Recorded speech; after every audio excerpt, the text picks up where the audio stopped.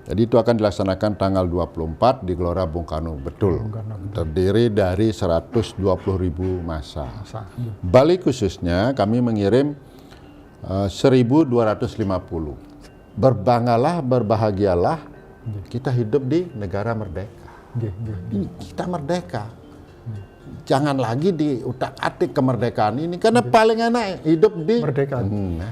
Itu kita harus berusaha mengobati pikiran kita. Oh iya, bayangin saja yang hari ini hancur. Dilanda konflik, peperangan, perang saudara.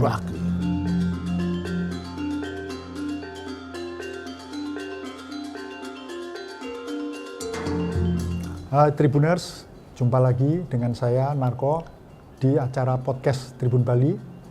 Om Swastiastu. Om Swastiastu. Podcast kali ini agak istimewa karena kita akan bicara tentang peringatan Hari Bung Karno. Jadi memang Hari Bung Karno itu sudah dimulai ya peringatannya sejak 1 Juni yang lalu. Tetapi nanti akan ada acara puncak peringatan Hari Bung Karno pada 24 Juni di Jakarta.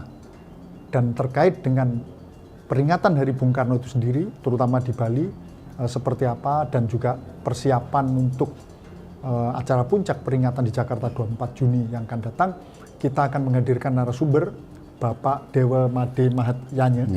Selamat datang di studio Tribun Bali, Pak. Terima kasih atas undangannya Tribun Bali. Ya. Pak Dewa ini sehari-hari kan disapa Pak Dewa Jack. Dewa Jack, ya. Ini enaknya saya sesapa Pak Mahatyanya atau Pak Dewa Jack? Pak Dewa Jack. Pak Dewa Jack, ya. Ya, Tribuners, Pak Dewa Jack ini adalah koordinator umum untuk peringatan Hari Bung Karno di Bali. Dan kebetulan beliau ini juga adalah ketua fraksi PDIP DPRD Provinsi Bali dan juga sebagai bendahara DPD Partai Demokrasi Indonesia Perjuangan Provinsi Bali. Betul sekali. Pak Dewa, jadi ini kan udah dimulai peringatan ini sejak 1 Juni yang lalu.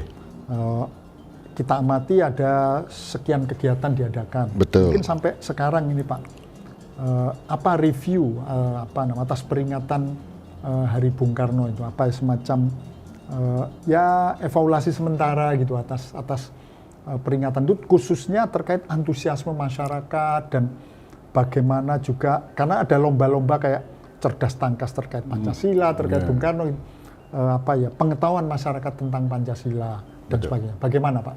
Oke. Terima kasih untuk Tribun Bali. Jadi ini adalah kesempatan yang sangat baik saya bisa berbagi dengan pemirsa, khususnya masyarakat Bali. Tapi izinkan dulu saya mengucapkan salam Pancasila.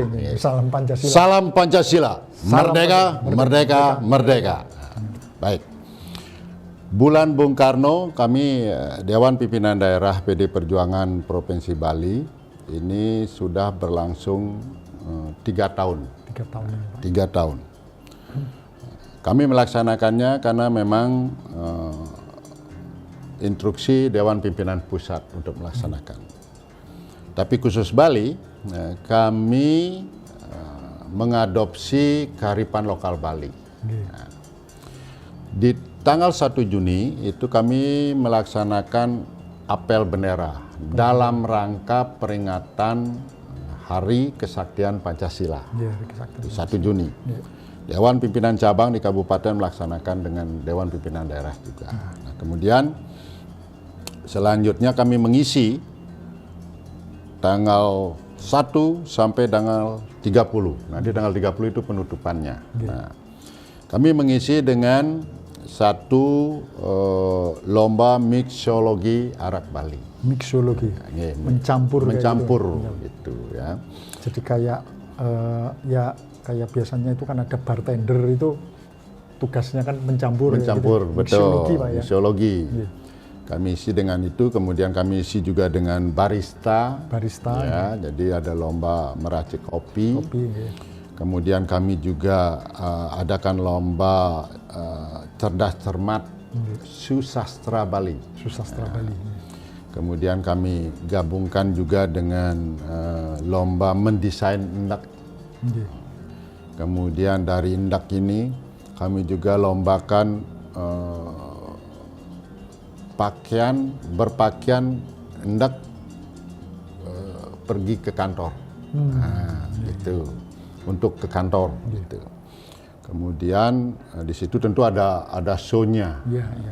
Nah, kemudian ada juga lomba berpakaian adat Bali tapi pakem Bali. Pakem Bali. Ya. Nah, kemudian kami juga punya lomba desain garam Bali.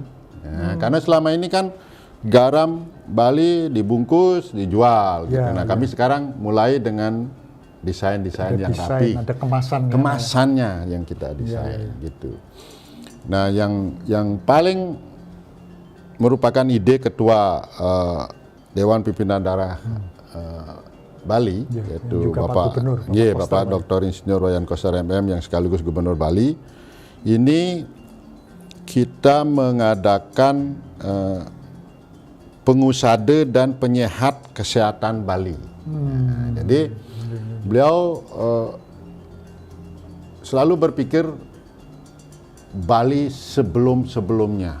Hari ini kita sakit, ada obat generik, ada di warung, ada di apotek, ada dokter, ada puskesmas. Nah, terus dulu ini kita diapain sih nih gitu? Kok bisa kita tumbuh sehat? Malah beliau saja sudah doktor gitu, yang lahir 62 tahun lalu, 64 tahun yang lalu. Nah gitu. Ternyata ada pengusade Bali. Ya. Nah terus ini Pak, menjelang peringatan nasional kelahiran Bung Karno ini, pada tanggal 24 Juni yang akan datang, yang akan dipusatkan di Gelora Bung Karno juga. Betul. Di Jakarta, yang sepertinya ini akan menjadi salah satu momen pertengahan tahun yang akbar, yang besar ini. Betul. Itu untuk Bali persiapannya gimana Pak? Oke. Tentu secara struktural partai, kami terdiri dari Dewan Pimpinan Pusat, Dewan Pimpinan Daerah, Dewan Pimpinan Cabang, kemudian pimpinan anak cabang, ada ranting dan anak ranting. Tentu kami melaksanakan perintah Dewan Pimpinan Pusat yang merupakan induk partai kami. Ya. Jadi itu akan dilaksanakan tanggal 24 di Gelora Bung Karno. Betul. Terdiri dari 120.000 massa. Bali khususnya kami mengirim 1.250. 1.250. Ya. Mereka itu siapa saja Pak? Dari seluruh Bali, dari cabang-cabang? Betul. Kami bisa jelaskan. Kurang lebih 250 itu adalah satgas khusus. Mereka sudah ada di Jakarta. 1.250 apa 250? 250 itu satgas. Kami sudah kirim dari tanggal 19. Oh, mereka udah berangkat. Selama 5 hari di Cibubur, di Gembleng lah. Di Gembleng. Disiplin, baris berbaris, stamina dan segala macam. Kemudian 1.000 lagi ini terdiri dari pengurus Dewan Pimpinan Daerah atau DPD. Pengurus Dewan Pimpinan Cabang atau DPC, kemudian PAC, cabang, dan Ketua Sekretaris Bendahara Anak Cabang, kemudian Ketua Ranting. Ketua Ranting. Nah, itu totalnya 1.000-an, lebih sedikit, gitu, lebih sedikit. Nah, jadi ini kami berangkatkan 2 sesi, ada dengan pesawat, ada dengan bus. Ya. Jadi dengan jalan darat, ada dengan lewat udara. Betul. Kalau nanti bertanya, dananya dari mana Pak? Gotong royong. Gotong royong Pak. Bahasanya gotong royong. Gotong royong. Ya. Artinya semangat ajaran Bung Karno gotong royong. Gotong royong Pak. Harus diwujudkan. PD Perjuangan gotong royong. Gotong royong. Ya. Nah itu Pak, untuk yang berangkat dengan bus itu, ini kan sekarang udah dekat ini. Ini kapan rencana diberangkatkan Pak? Kita kan harus ada di Jakarta itu 23. 23 ya? Ya 23, kalau bicara 23 itu kan dibilang 0022 sampai dengan 0023. Kan gitu. Nah, kami berangkat 22 pagi. 22 pagi Pak ya. Ya, jadi berharap 23 pagi nyampe. Kalaupun ada macet-macet jadi siang. Kalaupun macet-macet jadi sore. Macet lagi ya malam tetap 23 Pak. Artinya masih bisa ada waktu untuk 24 Pak. Ya. Ada berapa bus Pak untuk jalan darat Pak? Kalau kita pakai bus, ini kan bervariasi busnya. Ada yang seat 35, ada yang 50, ada yang 28, itu ya udah susah maginya. Mungkin kalau kita ambil yang 35 saja, 1.000 dibagi 35 orang. Ya kurang lebih 25-an bus. Pak. Bus. Ya, Itu charter atau pakai umum atau charter? Charter. Charter, Jadi bus sama sopir menunggu. Nunggu Pak ya. Jadi PP lah istilahnya, pulang dan pergi. Gitu. Jadi nanti kayak iring-iringan gitu Pak ya ke berangkatnya gitu ya? Mungkin begitu, karena kan kalau yang berangkat dari Jembrane tentu mungkin duluan. Oh duluan, ya. Yang dari Denpasar ini belum dari Buleleng, ada dari Karangasem. Dari Bangli, dari... gitu. Yang penting pokoknya 23 udah harus nyampe. Udah nyampe, karena kita 24 apel akbar. Ya ada nggak Pak dari apel akbar itu untuk daerah, untuk DPD gitu ya? Semacam instruksi atau pesan khusus misalnya kalau Bali harus memakai apa atribut khas apa atau Ya, apa kami gitu. bawa udeng. Bawa udeng Pak ya? Ya, bawa udeng. Iya. Untuk laki-laki kami bawa udeng. Karena kan dengan kerumunan masa yang begitu banyak ya nanti bila dilihat udengnya ternyata Bali di Tribun itu kan gitu. Nah ini seperti yang saya sebut tadi ini bakal menjadi event atau apa ya istilahnya acara tengah tahun yang mungkin besar ini Pak. Besar. Karena 120.000 itu ya memenuhi seluruh kapasitas Stadion GBK itu. Betul. Nanti bisa dibayangkan, belum lagi nanti kendaraan-kendaraan atau transportasi yang digunakan tuh pasti akan parkir di situ. Sesungguhnya, lah ini Pak, mungkin bisa dijawab gitu Pak. Ini kan tahun politik gitu Pak. Ini apakah ada juga semacam begini, unjuk gigi gitu bahwa sesungguhnya selain peringatan kelahiran Bung Karno itu sendiri dan PDIP yang selalu didentikan dan pasti didentikan dengan Bung Karno dan ajaran Bung Karno ingin menunjukkan dirinya bahwa ini loh kekuatan kami, kekuatan pendukung Bung Karno. Apa seperti itu Pak? Kalau kacamata masyarakat mungkin ya, tapi kalau kami di PD Perjuangan kami hanya melaksanakan instruksi. Instruksi Pak ya. Instruksinya jelas. Diperintahkan mengirimkan 1.000 orang lebih ke Jakarta. Kemudian disiplin, memakai atribut. Sudah sampai di Jakarta tanggal 23. Nanti memasuki GBK mulai jam 10 pagi. Kemudian kami dikasih gelang warna pink. Masuk di pintu 9 35 36. Nah, gitu kodenya. Kodenya gitu. Nah, kami menginstruksikan seperti itu. Jaga kebersihan, disiplin karena itu adalah stadion kebanggaan, tidak boleh membawa makanan cair. Nah, kalau air putih ya pasti. Kita butuh minum, jatuh pun ya dia air putih. Tapi kalau kuah makanan itu kan bisa warna kuning, bisa warna merah, jadi tidak boleh. Kelihatan. Mengotori Pak. Gitu. Terus kemudian dipaparkan juga bahwa acara itu mulai jam 1.30 sampai dengan sebelum maghrib kita harus sudah bubar. Nah, itu yang kami diperintahkan, itu yang kami laksanakan.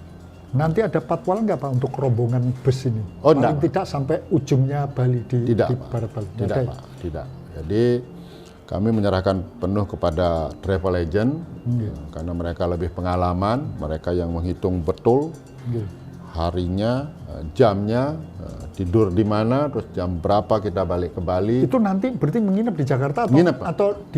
Menginap Pak. Menginap. Kami pesan hotel yang kelas bawah Pak. Dan busnya ada ini kayak spanduk gitu untuk menandakan bahwa ini rombongan dari Bali. Gitu. Oh itu pasti. Itu pasti. Supaya nanti di tempat sana itu juga dikenali. Betul. Rombongan dari Bali parkirnya di mana? Betul Pak. Betul sekali. Ya. Nah ini begini Pak. Jadi kembali ke perayaan kelahiran Bung Karno itu hari kelahiran Pancasila. Menurut Bapak untuk kondisi kekinian termasuk situasi yang ini mulai memasuki katakanlah tahun politik. Betul. Itu kira-kira Pak, ajaran-ajaran Bung Karno yang relevan, yang terkait dengan politik dalam konteks misalnya tetap menjaga kerukunan, menjaga persatuan, itu yang mana Pak? Atau mungkin bisa dijelasin Pak? Begini, kami di PD Perjuangan, baik itu dalam ADART partai kami, kemudian juga atas arahan yang mulia Ibu Ketua Umum, Ibu Profesor Dr. Megawati Soekarno Putri, bahwa sebagai kader ini harus memahami konstitusi. Ya. Kita ini berbicara konstitusi. Ya. Yang beliau tanamkan sekali ya, adalah bagaimana 4 pilar kebangsaan. Undang-Undang Dasar 45, Pancasila, Negara Kesatuan Republik Indonesia, kemudian Bhinneka Tunggal Ika. Ini yang menyatukan kita. Kenapa? Ya karena kita beragam suku, beragam agama, katanya 17.000 pulau, tapi katanya lebih sampai 22.000 ditemukan. Nah, jadi kalau kita tidak ada landasan untuk ya mencapai satu tujuan berbangsa dan bernegara, ya bagaimana? Nah, ini yang oleh PDI Perjuangan dipikirkan harus ditanamkan dari sekarang, baik itu kepada kader partai maupun generasi Republik ini. Nah, terutama ya saya sebagai ayah, saya bercerita nanti kepada anak-anak saya. Gitu. Nah, tentu Trisakti Bung Karno ini kan sangat relevan dalam landasan kita menjalani terkait dengan 4 pilar. Iya, relevan betul. Sekali, Pak. Kita berdaulat di bidang politik, berdikari di bidang ekonomi, dan berkepribadian dalam kebudayaan. Kita punya budaya. Kita harus memajukan ekonomi kalau mau jadi negara maju. Nah, politiknya juga ini harus jelas kita atur. Ya, hari ini kita berbicara tertutup, besok berbicara terbuka. Yang mana nih benar? Nah, sekalipun hari ini kita udah plong, terbuka. Sudah, kan gitu. Demokrasi itu selalu ada variabel-variabel yang ke arah itu. Tapi tetap ketika kita bicara konstitusi, ini keputusan MK, ya kita harus hormati. Itu maksudnya. Nah, Astungkari hari ini Indonesia ini baik-baik saja, ya, berbagai tekanan kita jalani bersama, tapi kita lolos saja. Ya, artinya kondisi eksternal dunia itu kan juga sedang kurang baik-baik gitu, baik. Tapi ya Astungkari kondisi Bali masih Indonesia juga masih cukup terkendali stabil. Makanya saya ingatan pada seluruh masyarakat Bali. Berbanggalah, berbahagialah, kita hidup di negara merdeka. Kita merdeka. Jangan lagi diutak-atik kemerdekaan ini, karena paling enak hidup di merdeka. Itu kita harus berusaha mengobati pikiran kita. Oh iya, bayangin saja yang hari ini hancur. Dilanda konflik, peperangan, perang saudara. Suriah apalah namanya lagi, apalagi Ukraina. Gitu, nyari roti aja susah. Kita beras sudah ada di sebelah warung kita, nggak punya duit, ngebon dulu. Gitu. Artinya kondisi itu harus disyukuri. Disyukuri, Pak. Karena merdeka. Ya, ini. Dan nggak usah kemudian berpikir macam-macam, melahirkan konsep apalagi yang nanti bisa. Ini udah harus dipegang ya, 4 pilar. 4 pilar. Trisakti Bung Karno. Trisakti Bung Karno. Jadi, dan mungkin relevansi peringatan itu, saya kira bukan mungkin ya, pasti relevansi peringatan hari lahir Pancasila, kelahiran Bung Karno ya, supaya itu terus terjaga dan dihayati. Betul. Dengan demikian usia Republik ini ya bisa sangat panjang. Betul. Bahkan ya selama-lamanya. Dan itu dari Bali, pulau kecil, penduduk paling kecil mungkin, tapi kami tanamkan itu. Dan Astungkari diterima. Kalau nggak diterima, masa kami lanjutkan terus?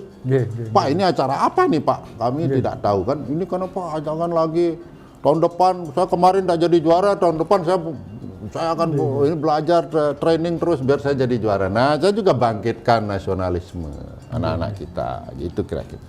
Jadi nanti Pak Dewecek ikut juga kan pasti? Oh ya, saya besok berangkat Pak. Oh besok? Saya justru kehadiran saya di Jakarta agak beda. Nggih.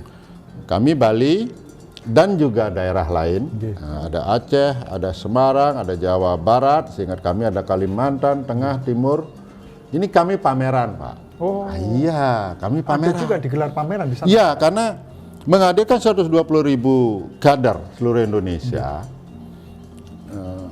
untuk hadir di Gelora Bung Karno, tentu mereka tidak diam, Pak. Nggih. Keliling. Kalau haus, nyari cendol. Nah gitu misalnya. Lapar, nyari lalapan.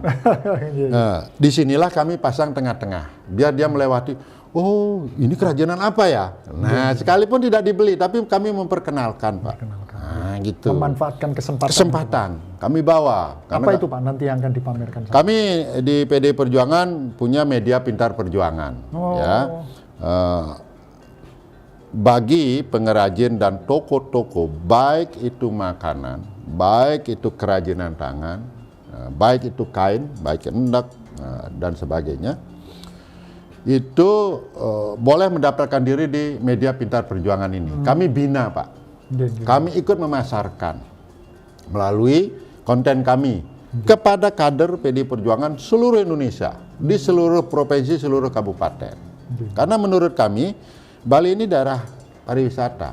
Kalau dia lihat di Kalimantan misalnya, kemudian dia liburan ke Bali, dia akan nyari, Pak, tokonya ini di mana sih? Saya mau beli tas ini. Nah, saya mau beli kerajinan ini. Nah, gitu, saya mau beli kain ini. Gitu. Nah, kami ada di keluarga besar PD Perjuangan. Namanya Media Pintar Perjuangan. Untuk pamerannya itu kami namai pasar gotong royong lagi, Pak, gitu. Jadi pasarnya gotong royong, bukan gotong royong subsidi, Pak. Cukup dibeli saja. Sehingga kader-kader kami yang membuat ini punya produktivitas, kan dia punya karyawan, Pak. Nah, mereka di kader PD yang mungkin sudah menjabat, sudah punya gaji, ya tolong beli. Nah, itu gotong royong kami bentuknya. Nah, sehingga ini memutar ekonomi, Pak. Kecil-kecilan, tapi nanti efeknya tentu kepada Republik Indonesia. Jadi kegiatan di Jakarta itu nanti bukan hanya kegiatan politik ya, tapi juga mengandung aspek ekonomi, sosial, kekeluargaan, karena kumpul semua. Terus mungkin ada spirit gotong royong di situ.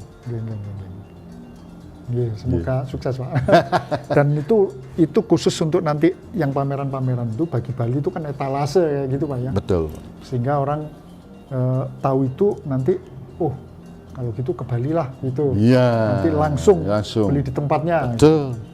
Tribuners, jadi cukup banyak tadi yang dijelaskan oleh Pak Dewejek terkait peringatan kelahiran Pancasila dan juga rencana apel akbar, apel besar kelahiran Bung Karno di Jakarta pada 24 Juni yang akan datang. Saya kira saya nggak perlu lagi sampaikan apa poin-poinnya, udah jelas gitu, Pak.